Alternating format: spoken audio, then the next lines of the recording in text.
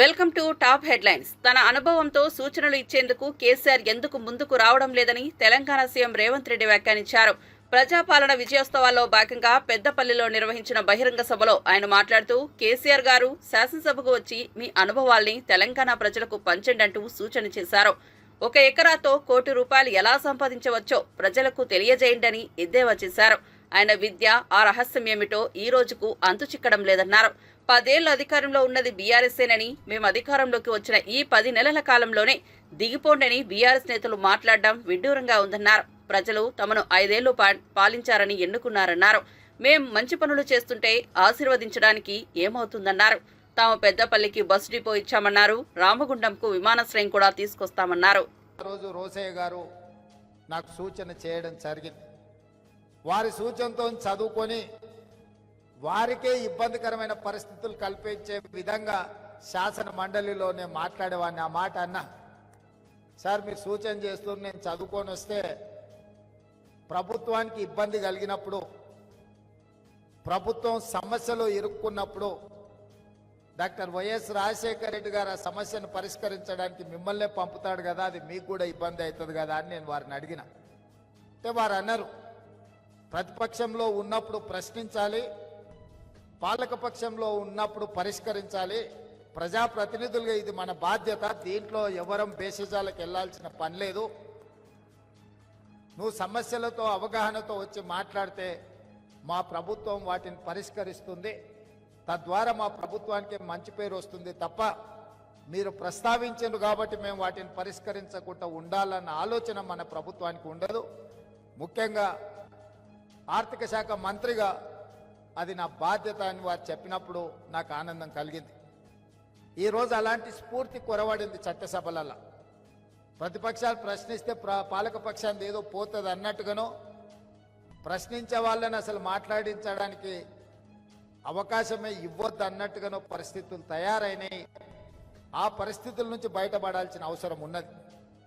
ప్రతిపక్షాలు కూడా రోసయ్య గారు చేసిన సూచన ప్రకారం చదువుకోవడం ద్వారా సమస్యల పట్ల అవగాహనతో కూడుకున్న ప్రసంగాలు చేస్తే అవి సమస్యలను పరిష్కరించడానికే కాకుండా ప్రభుత్వాన్ని ఇరుకున పెట్టడానికి ఉపయోగపడతాయి.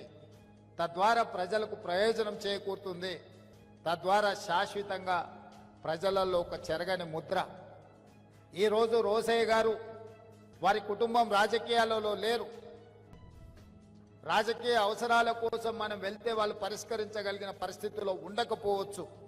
అయినా ఇన్ని వేల మంది ఈరోజు ఇక్కడికి వచ్చిండ్రు అని అంటే శాసనసభ్యుడిగా, శాసన మండలి సభ్యుడిగా, పార్లమెంట్ సభ్యుడిగా, ఉమ్మడి రాష్ట్ర ఆర్థిక మంత్రిగా వివిధ శాఖలను నిర్వహించిన అనుభవంతో వారు ముఖ్యమంత్రిగా, గవర్నర్గా దాదాపుగా 50 సంవత్సరాల పైగా ప్రజా జీవితంలో వారు రాణించినరు.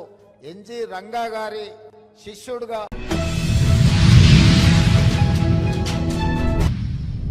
సమర్థవంతంగా, నిజాయితీగా, మాటకు కట్టుబడి కూటమి ప్రభుత్వం పనిచేస్తోందని ఏపీ పౌర సరఫరాల శాఖ మంత్రి నాదెండ్ల మనోహర్ అన్నారు. అవనిగడ్డలో రెవెన్యూ సమావేశ మందిరంలో నియోజకవర్గ స్థాయి ధాన్యం కొనుగోలు సమీక్షా సమావేశం నిర్వహించారు. ఈ సందర్భంగా మంత్రి మాట్లాడుతూ రాష్ట్రంలో ఇప్పటికే 9,91,000 మెట్రిక్ టన్నుల ధాన్యం కొనుగోలు చేసే రైతులకు 2,283 కోట్ల నగదు చెల్లించినట్లు చెప్పారు. ఇందులో 2,067 కోట్ల సొమ్మును ధాన్యం విక్రయించిన రైతులకు 24 గంటల్లో చెల్లించినట్లు తెలిపారు.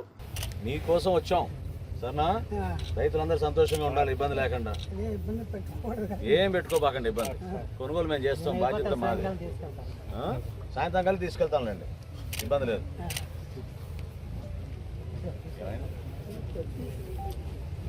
కొంచెం అది వేరే వెరైటీ, ఇది బాగుంది కదా. రాష్ట్ర వ్యాప్తంగా మా కూటమి ప్రభుత్వం రైతులకు అండగా నిలబడాలని భరోసాన్ని ఇచ్చే విధంగా ధాన్యం కొనుగోలు విషయంలో అద్భుతమైన కార్యక్రమాలు తీసుకెళ్తాం. అనుకోకుండా కొంచెం వాతావరణంలో మార్పులు వచ్చింది కాబట్టి కొన్ని ప్రాంతాల్లో ఒక అలజడి సృష్టించి కొంతమంది దళాలు, రైస్ మిల్లర్లు రైతుల్ని కొంచెం ఇబ్బంది పెడుతున్నారనే సమాచారంతో క్షేత్రస్థాయిలో మేము కూడా పర్యటిస్తున్నాం. ఈరోజు కృష్ణా జిల్లాలో అవనిగడ్డ నియోజకవర్గంలో పెద్దలు అందరి కుదరణ సభ్యాలతో ఈ 3 మండలాల్లో రైతులతో మమేకమై వాళ్ళ సమస్యలు తెలుసుకుని ప్రధానంగా ఇక్కడ తేమ శాతం ఎక్కువ ఉంది అనే ఆలోచన. రెండోది 1262 నంబర్లు ధాన్యం కోసం వాళ్ళు కొంచెం ఆందోళన చెందుతున్నారు. రెండు సమస్యలపైన కూడా అధికార యంత్రాంగంతో టెలికాన్ఫరెన్స్ ఏర్పాటు చేసి రైస్ మిల్లులందరికీ కూడా ఆదేశాలు ఇవ్వడం జరిగింది. ఎట్టి పరిస్థితుల్లో చివరి గింజ వరకు కొనే బాధ్యత రాష్ట్ర ప్రభుత్వం తీసుకుంటుంది. ఎక్కడ కూడా కనీస మద్దతు ధర కన్నా తక్కువ కొంటే రేపటి నుంచి కలెక్టర్ గారికి దాని ఆదేశాలు ఇవ్వడం జరిగింది.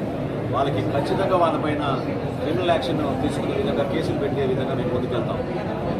రైతు ఎవరు కూడా మిల్లర్ దగ్గరికి వెళ్ళి మాకు అన్యాయం జరిగిందనే భావన వాళ్ళకి కలగకూడదు. 1725 రూపాయలు, మంచి క్వాలిటీ అయితే 1740 రూపాయలు చొప్పున కనీస మద్దతు ధరతోటి రాష్ట్ర వ్యాప్తంగా కొనాల్సిన బాధ్యత ప్రభుత్వానికి ఉంటుంది, అదేవిధంగా మిల్లర్లకు ఉంటుంది. ఆ పొరపాటు చేయకుండా ఉండడానికి కోసం చిన్న చిన్న గ్యాప్లు ఎక్కడైనా ఉంటే ట్రాన్స్పోర్టేషన్ విషయంలో కానివ్వండి, లేబర్ విషయంలో కానివ్వండి, గోతాల విషయంలో కానివ్వండి, అన్ని విధాలుగా పౌర సరఫరాలు సహకరించి మేము అండగా నిలబడడానికి సిద్ధంగా ఉన్నాం. రెవెన్యూ సిబ్బంది, వ్యవసాయ సిబ్బంది అందరూ కూడా సమాయుత్తమై ఇక్కడ ఉన్న 6 మండలాల్లో కూడా అమరిగడ్డలో ఎక్కడ కూడా పొరపాటు లేకుండా ధాన్యం కొనుగోలు చేయాల్సిన అవసరం ఉంది. ఇందాక నేను వివరాలు కూడా చెప్పాను. 24 గంటల లోపు మేము ఇప్పటివరకు ధాన్యం కొనుగోలు చేసిన విషయంలో 24 గంటల లోపు 93% మంది రైతులకి డబ్బులు వాళ్ళ ఖాతాల్లో పడిపోయినాయి. దాదాపు 2800 కోట్ల రూపాయలు ధాన్యం కొనుగోలు మేము చేశాం. కృష్ణా జిల్లాలో ప్రత్యేకంగా 124,000 మెట్రిక్ టన్నులు ఆల్రెడీ మేము ధాన్యం కొనుగోలు చేయడం జరిగింది. ఖచ్చితంగా మీ అందరికీ కూడా నేను మీడియా మిత్రుల ద్వారా రైతులకి భరోసా ఇస్తున్నాం. ప్రభుత్వం తరఫున ఎక్కడ పొరపాటు లేకుండా ప్రతి రైతుకి మేము అండగా నిలబడతాం. రైతులే రాజుగా మేము భావించి అతను ఎదుర్కొనే సమస్యల్ని తీర్చే విధంగా క్షేత్రస్థాయిలో పర్యటించి మేము న్యాయం చేస్తామని ఈ సందర్భంగా తెలుపుతున్నాం.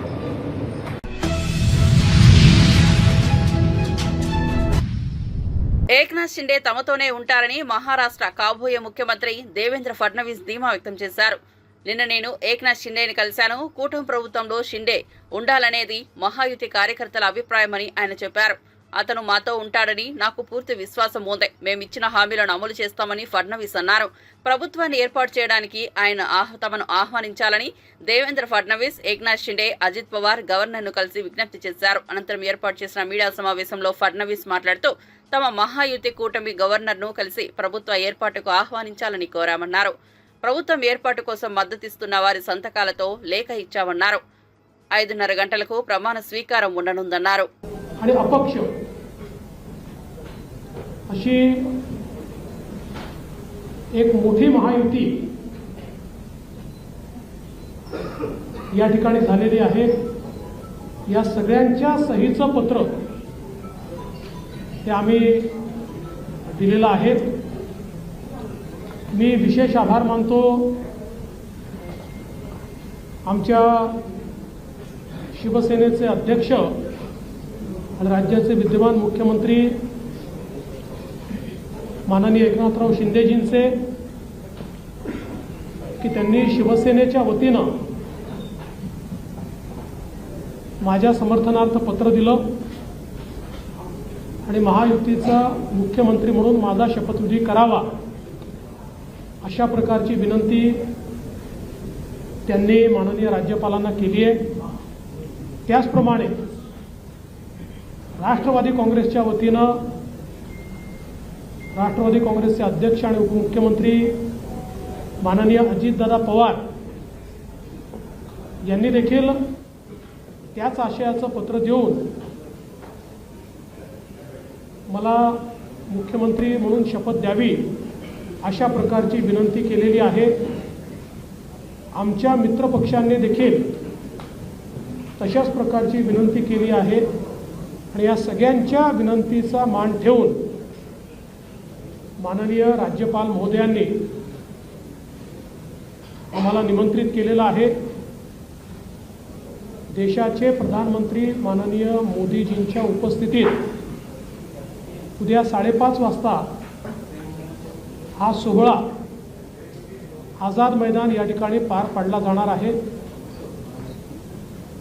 तिन्ही पक्षांचे नेते आम्ही त्या ठिकाणी उपस्थित असू. साहजिक आपला प्रश्न असणार आहे की किती लोकांच्या शपथविधी होतील वगैरे याची माहिती तुम्हाला संध्याकाळी दिली जाईल. किती लोकांचा शपथविधी होईल या संदर्भातली सगळी माहिती जी आहे ती संध्याकाळी दिली जाईल. सगळे निर्णय आम्ही एकत्रितपणे यापूर्वीही घेतले आहेत आणि यापुढे देखील आम्ही एकत्रितपणे निर्णय घेणार आहोत. मुख्यमंत्री पद किंवा उपमुख्यमंत्री पद हे आमच्याकरता एक प्रकारची तांत्रिक किंवा टेक्निकल अरेंजमेंट आहे.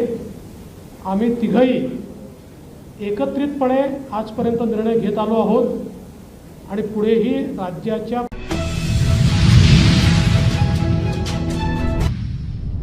ల్యాండ్ ఇసుక లిక్కర్ మాఫియా ద్వారా గత వైసీపీ ప్రభుత్వం ప్రజలను దోచుకుందని మంత్రి అనగాని సత్యప్రసాద్ మండిపడ్డారు. గత ప్రభుత్వం హయాంలో జగన్ వైసీపీ నాయకులు భూ సమస్యలు పెంచారని ఆరోపించారు.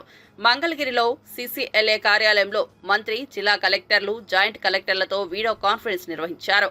గ్రామాల్లో నెలకొన్న సమస్యలను పరిష్కరించే ఉద్దేశంతో ఎల్లుండి నుండి రెవెన్యూ సదస్సులు నిర్వహిస్తున్నట్లు చెప్పారు. అన్ని రకాల భూ సమస్యలపై ఈ రెవెన్యూ సదస్సులో ప్రజల నుంచి ఫిర్యాదులు స్వీకరించాలని కలెక్టర్లకు సూచించారు. భూ ఆక్రమణలు 22A భూముల ఉల్లంఘనపై ప్రత్యేక దృష్టి పెట్టాలన్నారు. రాష్ట్రాన్ని పునర్నిర్మాణం చేసి సమస్యలు లేని పాలన అందించాలని ముఖ్యమంత్రి చంద్రబాబు నిర్ణయించారన్నారు. ఇప్పటికే ముఖ్యమంత్రి ప్రతి నెల రివ్యూ చేసి సమస్యలు పరిష్కరిస్తున్నారని తెలిపారు.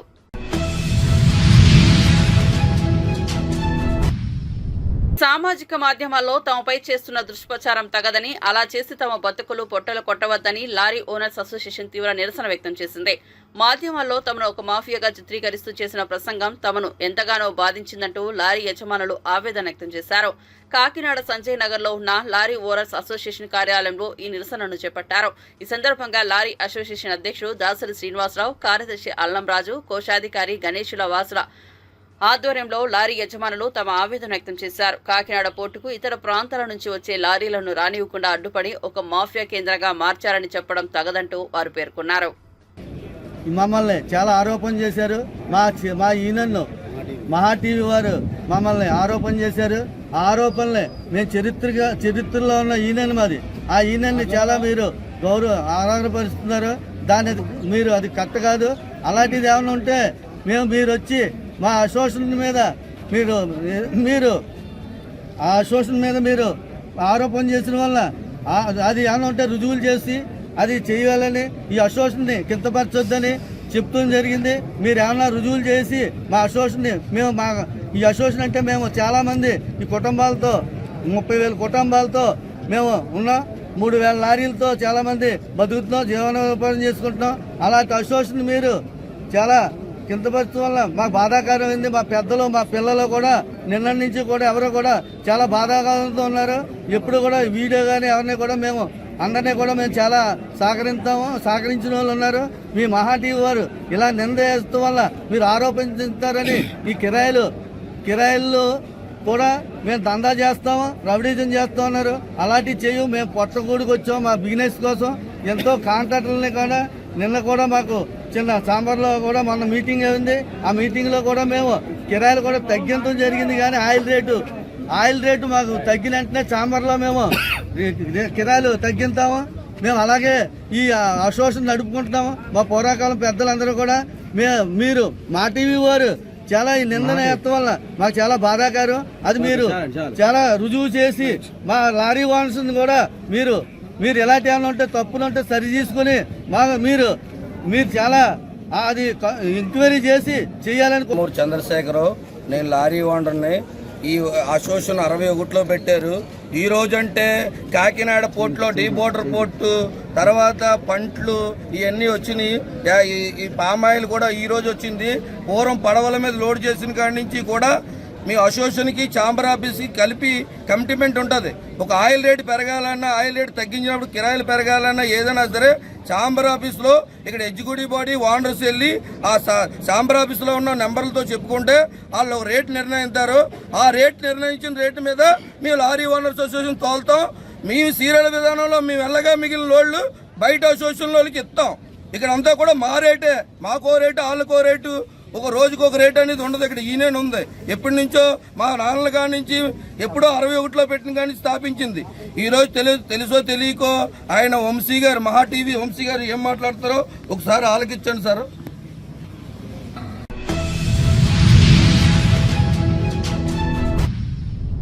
చట్టసభలో మహిళా బీసీ రిజర్వేషన్లను అమలు చేయాలని రాజ్యసభ సభ్యుడు వద్దిరాజు రవిచంద్ర కేంద్రానికి డిమాండ్ చేశారు. ఢిల్లీలోని మహారాష్ట్ర సదన్లో All India Federation for Social Justice 3వ జాతీయ సదస్సును బుధవారం నిర్వహించింది.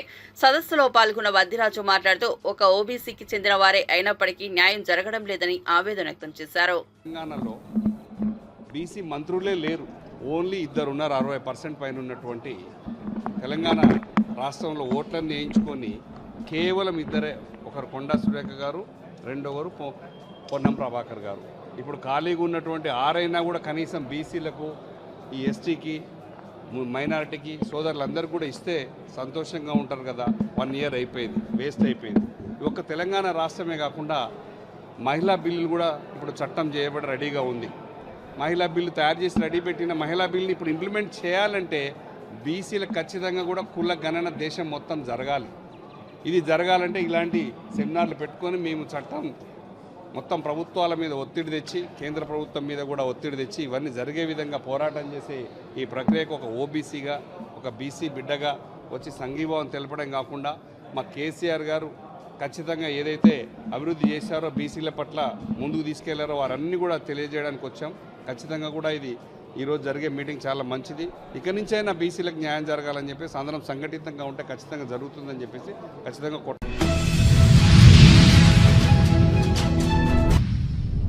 కాకినాడ పోర్ట్ వివాదం చిలికి గాలివానలా మారింది. సముద్ర మార్గం ద్వారా విదేశాలకు రేషన్ బియ్యం అక్రమంగా తరలిస్తున్న వ్యవహారం బయటపడడంతో రాజకీయ వాతావరణం వేడెక్కింది. వైసీపీ, టీడీపీ నాయకులు పరస్పర ఆరోపణలు చేసుకుంటున్నారు. గత ప్రభుత్వంలో వైసీపీ నేతలు అక్రమాలకు పాల్పడ్డారని టీడీపీ నేతలు అంటున్నారు. ఇందుకు కౌంటర్గా కేవీరావు అనే వ్యక్తిని తీసుకొచ్చి వైసీపీ నాయకులు ఆరోపణలు చేస్తున్నారు. తాజాగా వైసీపీ మాజీ మంత్రి కాకాని గోవర్ధన్ రెడ్డి స్పందించారు. కాకినాడ పోర్టు వివాదంలో ప్రభుత్వంపై సంచలన ఆరోపణలు చేశారు. చంద్రబాబు నాయుడు గారు దీన్ని తన మనిషి అయినటువంటి కేవీరావుకి కట్టబెట్టడం జరిగింది. ఇది చరిత్ర ఎరిగినటువంటి సత్యం. దాన్ని ఆ రోజు ఒక విదేశీ కంపెనీని తీసుకొచ్చి, అదొక స్కామ్, ఒక విదేశీ కంపెనీని తీసుకొచ్చి దానిని ముందు పెట్టి బ్యాక్ డోర్ లో కేవీరావు గారు దాని వెనక చేరి దానిని దక్కించుకోవడం జరిగింది. అయితే కాకినాడ పోర్టుకు సంబంధించినటువంటి దాంట్లో పైకి కేవీరావు కనిపించినా దాని వెనక చంద్రబాబు నాయుడు హస్తం ఉంది, చంద్రబాబు నాయుడు బినామీగా అయిన చలామణి అయ్యాడని కూడా ఆ రోజు అనేక రకాలైనటువంటి వార్తలు రావడం జరిగింది. సరే, ఆ తర్వాత జరిగినటువంటి పరిణామ క్రమంలో కేవీరావు గారు తన ఆధీనంలో ఉండేటువంటి సంస్థలో ఉన్నటువంటి షేర్లని అరబిందోకి అమ్ముకోవడం జరిగింది. ఒక 2 ప్రైవేటు వ్యక్తుల మధ్య జరిగినటువంటి దానిలో ప్రభుత్వం ఈరోజు దానిలోకి సంబంధించి ప్రవేశించి వాళ్ళ మధ్య ఉన్నటువంటి వాటిలో ఇప్పుడు కేవీరావును వాడుకుని కేవీరావుని పావుగా చేసి తనకి ఎవరైతే కక్ష ఉందో, ఎవరి మీద అయితే కక్ష తీర్చుకోవాలనుకున్నాడో దానికి జగన్మోహన్ రెడ్డి గారితో పాటు ఎవరైతే ఆయనకు సంబంధించినటువంటి వ్యక్తులు ఉంటారో వాళ్ళందరి మీద కూడా జగన్మోహన్ రెడ్డి గారిని బురద జల్లుతూ ఆ వ్యక్తులను లక్ష్యంగా ఈరోజు వాటికి సంబంధించినటువంటి సంస్థల మీద దాడి చేయడానికి పూనుకోవడం జరిగింది. ఇప్పుడు కేవీరావును వాడుకొని దాని ద్వారా రాజకీయ లబ్ధి కోసం కేసులు వేయించేటువంటి ఒక ప్రయత్నం జరిగింది. ఒక్కసారి ఆలోచన చేస్తే ఈరోజు జరిగినటువంటి అన్నిటిలో 41% మాత్రం ఈరోజు దానికి సంబంధించినటువంటి అరబిందో సంస్థకు ఉన్నాయి. 59% షేర్లు ఎవరి దగ్గర ఉన్నాయి? కేవీరావు గారి ఆధీనంలోనే ఉన్నాయి. కేవీరావు గారి ఆధీనంలో 59% ఉంటే పోర్టు ఎండీగా ఆయనే ఉంటాడు, సీఈఓగా ఆయన మనుషులు ఉంటారు. నిర్ణయాధికారం అంతా 59% ఉన్నటువంటి కేవీరావు గారికే ఉంటుంది తప్ప ఈరోజు దానికి సంబంధించి అరబిందోకు రాదు. కాబట్టి బెదిరించి ఈ షేర్లు కొన్నాడు అని చెప్పి ఆయన చేత ఫిర్యాదు చేయడం, పోలీసులు ఎఫ్ఐఆర్ నమోదు చేయడం, ఇదంతా కూడా లాఫింగ్ స్టాక్ కింద హాస్యాస్పదంగా ఉంది తప్ప ఒక పరిణితి చెందినటువంటి వ్యక్తులు తీసుకునేటువంటి నిర్ణయాలు, తీసుకునేటువంటి విధానంగా కనిపించేటువంటి పరిస్థితి లేదు. ఒకవేళ నిజంగానే చంద్రబాబు నాయుడు చెప్పినట్టుగా ఈరోజు ఒకవేళ నిజంగా తీసుకోవాలి బెదిరించి అంటే ఫ్రీగానే తీసుకుని ఉండేవాళ్ళు, డబ్బులు ఇచ్చి తెలుసుకోవాల్సినటువంటి పరిస్థితి ఉంది. ఒకవేళ డబ్బులు కూడా ఇవ్వకుండానే బెదిరించి ఆయన దగ్గర షేర్లు లాగేసుకున్నారు అని చెప్పి ఫిర్యాదు చేసినప్పుడు అసలు ఉచితంగానే తీసుకునే దానికి అవకాశం ఉండేది, ఫ్రీగానే తీసుకుని ఉండేవాళ్ళు. కానీ అది జరగలేదు. కాబట్టి కేవలం ఇది ఏదో ఒక విధంగా కక్ష సాధింపులో భాగమైనటువంటిది ఈరోజు చంద్రబాబు నాయుడు గారు ఆడుతున్నటువంటి నాటకంలో భాగం అనేటువంటిది స్పష్టంగా అర్థమైపోయింది.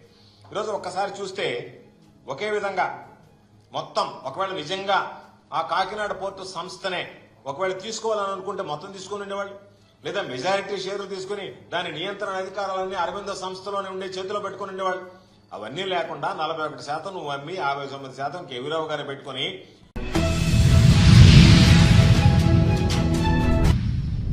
తాటాకు చెప్పులకు తెలంగాణ బిడ్డలు భయపడరని హరీష్ రావు మీద కేసు పెడితే వెనక్కు తగ్గుతారని అనుకోవడం రేవంత్ రెడ్డి సర్కార్ అవివేకమని మాజీ ఎమ్మెల్యే రసమయ్య బాలకిషన్ స్పష్టం చేశారు. అసలు కేసులకు భయపడితే తెలంగాణ రాష్ట్రమే వచ్చేదా అని నిప్పులు చెరిగారు. పాడే పరిస్థితులే లేదు. పాడినందుకు బెల్లిలలిత పోయింది, ఐలేని ఎన్కౌంటర్ చేసిర్రు. తెలంగాణ ఈ సందర్భంలో జరుగుతున్నటువంటి సందర్భంలో టీఆర్ఎస్ పుట్టిన తరువాత ఇంకొక 6 నెలలకు పార్టీ పెడదాం అనుకున్నప్పుడే ఒక చరిత్రకు శ్రీకారం చుట్టిండి కేసీఆర్. మీరందరూ కూడా మీరు తెలుసు. ఇది తెలంగాణ కోటి రత్నాల వీణ, తెలంగాణ జయబేరి అని మేము క్యాసెట్ రిలీజ్ చేసినాం. పార్టీ ఇంకా రాలేదు. మేము ఇక్కడ నందినగర్లో కూర్చున్నాం. మేము అంటే చాలా మందికి ఏమనుకుంటారంటే, చాలా మంది మేమే రాస్తున్నాం చరిత్రలు, పాటలు మేమే రాస్తున్నాం, మాటలు మేమే రాస్తున్నాం చాలా మంది అనుకున్నారు. కానీ పెద్ద రచయిత సాహిత్యకారుడు కేసీఆర్. నేను మీకు ఇది నేను గుర్తు చేస్తాను. అంటే నేను ప్రత్యక్షంగా చూసినాను కాబట్టి ఇది ఎట్లా గుర్తు చేస్తున్నా అంటే నాకు తెలియలేదు. అప్పటికి మేము పాటలు రాస్తా ఉంటే అప్పటికి ఇది తెలంగాణ కోటి రతనాల వీణ, గుండె రగిలి కథనకు రాగమాలాపించి పొలిగేక పెట్టినది ఇది రుద్రవీణ. పాట మంచిగా పోయింది. చరణం కాడికి వచ్చినాం. తెలంగాణ చరిత్ర చెప్పాలి కదా ఇంట్లో కూడా అనుకున్న తర్వాత సుద్దాల అశోక్ అన్న రాస్తా ఉన్నాడు, నేను అశోక్ అన్న కూర్చున్నాం. రాత్రంతా కూర్చున్నాం. జయశంకర్ సార్ ఉన్నాడు, మన యాదిరెడ్డి సార్ ఉన్నాడు, కళ్ళం యాదిరెడ్డి సార్ ఉన్నాడు, ఇంకొక 5-6 మాసం సార్లు కూర్చున్నాం. 12 అయింది, 1 అయింది. పల్లవిలో ఒక పదం మంచిగా నచ్చింది. పోషమ్మ బోనాల శివసత్తులాట మనసొంతమే కదా బతుకమ్మ పాట. ఇక్కడ దాకా వచ్చింది. ఇక ముంగటికి వెళ్తలేదు. ఎంత నాగలివాడి దాన్ని దునినా కూడా తిప్పుతుంది అప్ప ముందడికి పోతలేదు. ఇంకా గట్టిగా చెప్తే అప్పుడప్పుడు పంట సుడిగా లేవదు, తోక కొరికినా కూడా లేవదు ఎద్దులకే. ఇక తెల్లారుతుంది అయితలేదు. ఇక ఇప్పుడు వద్దు, మన బుర్రలు మంచిగా లేవు, పొద్దుగాల ఆలోచిద్దాం, మీరు వైపు పండుకోమన్నారు. మేము పడుకున్నాం. మళ్ళీ సార్ పొద్దున్నే ఏం యాదికి వచ్చిందేమో తప్పన చేద ఆగిండు. 8 గంటలకే వచ్చిండు. 7:30 పోరగాలంటే కిందనే వంటాం. అప్పుడు మేము కిందనే వండుంటే లేవురా అంటే లేచినాం. అప్పుడు అశోక్ అన్న వచ్చిన తర్వాత టక్కన యాదికి వచ్చినాక ఎంత గొప్ప చెప్పిండంటే, ఏమో యాదికి మనం రాత్రి ఏమో మర్చిపోయినాం అన్నాడు. పోషమ్మ బోనాలు శివసత్తులాట మనసొంతమే కదా బతుకమ్మ పాట, ఇంకేముండాలన్నాడు. అప్పుడు అన్నాడంటే, ఖండాలు దాట మన జానపద గీతం, అందాల తెలంగాణ కావాలి రాష్ట్రం. ఇగో ఇది నా మైండ్ బ్లాక్ అయిపోయింది. అశోక్ అన్న కింద వాడు కొట్టుకున్నాడు దెబ్బకు. నిజం అదే అశోక్ అన్న అప్పుడు ఎన్ని పాటలు టపటపా నేలమ్మ అంటే ఒక్కొక్కసారి ఎట్లా వస్తుంది అనడానికి మీకు చెప్తా ఉన్నాను. ఎంత సింపుల్గా చెప్పిండు. 2 మాటలలో తెలంగాణ సంస్కృతి వైభవం, తెలంగాణ ఆకాంక్ష అన్ని 2 మాటలలో చెప్పించిండు. వాస్తవంగా సారే గనక రాస్తే ఇవాళ ఎన్ని చరిత్ర పుస్తకాలు, ఇలా భూమికి బరువైనటువంటి వడ్లు వండినటువంటి తెలంగాణలో భూమికి బరువైన పుస్తకాలు నిలబడి కావచ్చు సార్ కనుక రాయడం మొదలు పెడతా ఉంటే. రాసే అవకాశం రాలేదు, సందర్భం రాలేదు అనుకున్నటువంటి పరిస్థితుల్లో. అంటే నేను ఇంటర్వ్యూ దీన్ని చూసిన తర్వాత అనేక పుస్తకాలు వచ్చినాయి. కొంతమంది ఒప్పుకోరు. ఇప్పుడు కూడా మనం చూస్తున్నాం కదా, ఎవరు ఏమన్నా కూడా కేసీఆర్ది తెలంగాణలో పుట్టుడు చరిత్ర, ఇవాళ ఉన్నది వాని పెట్టుడు చరిత్ర, ఇప్పుడు ఇవాళ నడుస్తున్నది పెట్టుడు చరిత్ర, మార్కెట్ చరిత్ర నడుస్తూ ఉన్నది. చరిత్ర లేనోడు చరిత్ర గురించి మాట్లాడుతూ ఉంటాం. నేను దయచేసి మా పాత్రికేయ మిత్రులు కూడా నేను చెప్తా ఉన్నా, నేను అసందర్భమైనటువంటి మాటలు వచ్చినప్పుడు దయచేసి మీరు కూడా ఆలోచించాల్సిన అవసరం. మీరంతా వేరు కాదు. మేము తెలంగాణ ధూమ్ధాం చేస్తున్నప్పుడు మీరు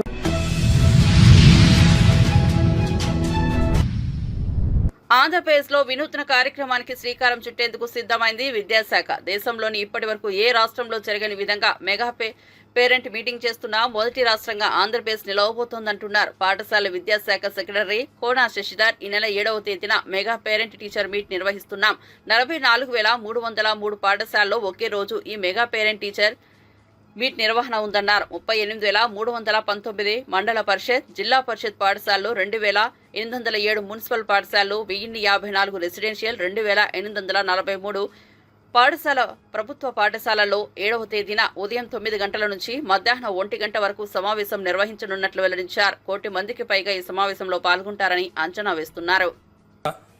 రంగోలీ మాత్రమే, ఒక ముగ్గు పోటీ మాత్రమే.